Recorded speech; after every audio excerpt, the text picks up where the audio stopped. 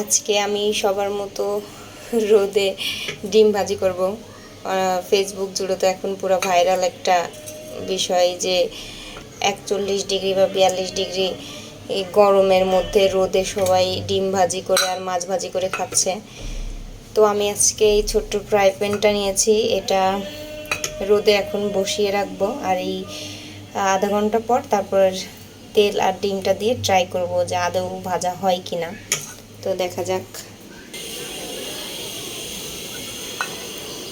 আমার এখন 6 তলা বেয়ে ছাদে ওঠা কোনোভাবেই সম্ভব না।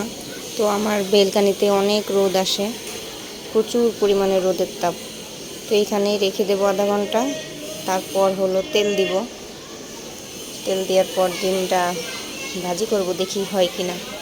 তো আমি ফ্রাই প্যানটা দিয়েছি, অলরেডি আধা ঘন্টা হয়ে গেছে। এখানে একটা বাটিতে হলো ডিম ভেঙে নিয়েছি, একটু লবণ আর এই যে তেল নিয়েছি। তো এখন দেখি কি হয়। আমাকে হেল্প করছে কে? মেহেরিমা। আমি হেল্প করব এখন। হ্যাঁ, তুমি এই তেলের এই ক্যানটা নাও, এটা নাও, এটা নাও। চলো তেল নাও, চলো চলো বারান্দায় চলো। আমরা আজকে রোদে ডিম ভাজি করব।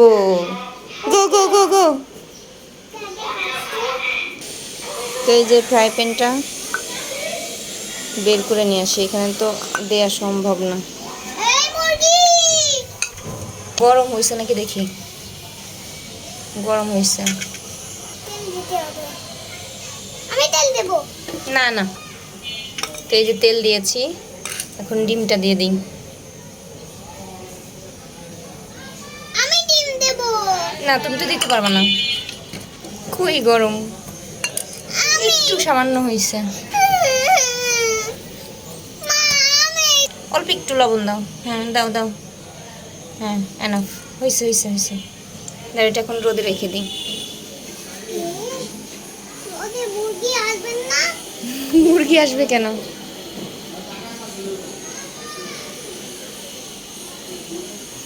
ডিম কিন্তু ভাজা হচ্ছে, ওই যে সাদা হয়ে গেছে। দেখছো? আচ্ছা থাক, কিছুক্ষণ থাক, 10 মিনিট পরে দেখি কি হয়। ডিমের অবস্থা যে খুবই করুণ, চারপাশে সাদা হয়েছে বাট কুসুমের অংশটা হয়নি। এটা আসলে অসম্ভব ব্যাপার। এই যে ডিমের অবস্থা। রোদে ডিম ভেজে খেয়েছে বা মাছ ভেজে খেয়েছে পুরাই ফালতু, মানে পুরাই মিথ্যে কথা। চুলার থেকে গরম করে তারপরে হয়তো নিয়েছে।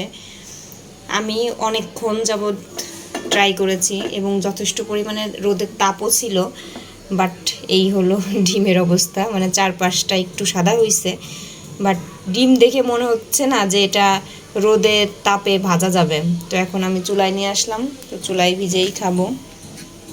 তো রোদের তাপে আপনার ফ্রাই প্যান বা কড়াই অনেক গরম হয়, কিন্তু সেই গরমে তেলে আপনার ডিম ভাজি করে খাওয়া বা মাছ ভাজি করে খাওয়া এটা অসম্ভব ব্যাপার। তো আমার মনে হয় এ পর্যন্ত যারাই এই কাজ করেছে, ডিম ভাজি মাছ ভাজি করে খেয়েছে, তারা চুলার উপর থেকে কড়াই তেল গরম করে নিয়ে তারপরে রোদের ওইটুকু ভিডিও করছে। জাস্ট আমার এটাই মনে হয়েছে। তো যাই হোক, আমি এখন তেলেই এটা ফ্রাই করে নিব। এই যে চুলায় অবশেষে ডিমটা ভেজে নিলাম, আর রোদে আমার ডিম ভাজার মিশনটা ফেল হয়ে গেল। তো আপনারা যদি কেউ করে থাকেন তাহলে জানাবেন কমেন্টে।